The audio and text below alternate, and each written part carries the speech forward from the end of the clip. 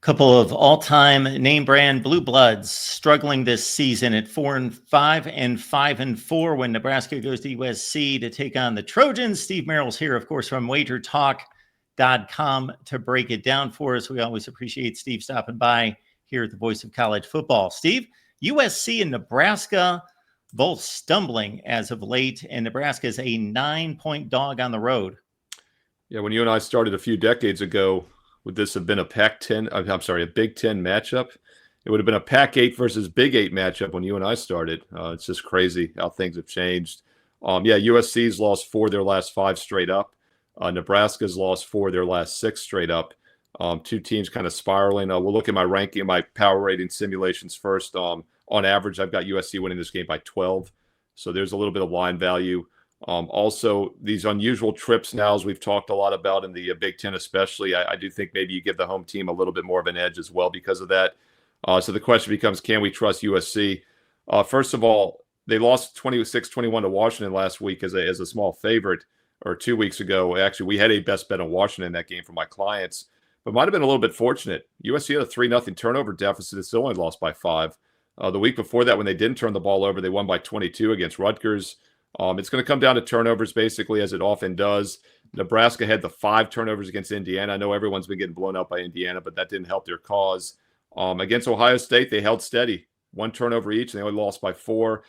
Definitely a flat spot after that game, and I think it showed against UCLA. So I'm not going to discount them too much for that. They have the bye week coming in now. So it's a tough call here. Both teams coming off the bye. I think the over could be in play for that reason. Whenever I get 2 teams off the bye, I actually think the offenses benefit. And we have seen this total going from 50 to 51. 51 is a very key number, about a 3 to 4% chance it lands exactly on 51 points. 31-20 obviously is a very likely result in this game. There's a lot of other margins that get you there.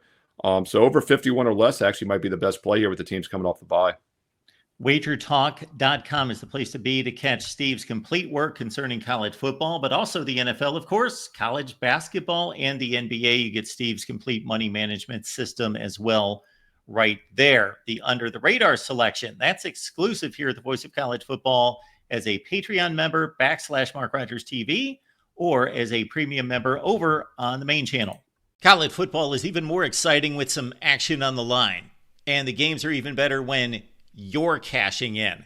And the Voice of College Football is the place to be to get the greatest value. Let's start with my picks. 75% against the money line, 58% against the spread. I've got a 40-year track record. In fact, in 2023, at $100 played per game, you would have netted over $9,300. And guess what? I'm just the warm-up act.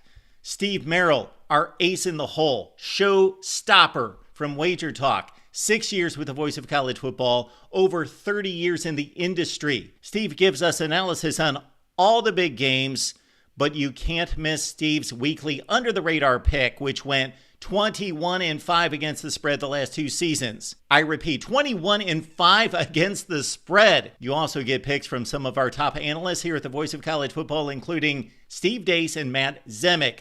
Become a YouTube channel member or Patreon member for just $99 per month.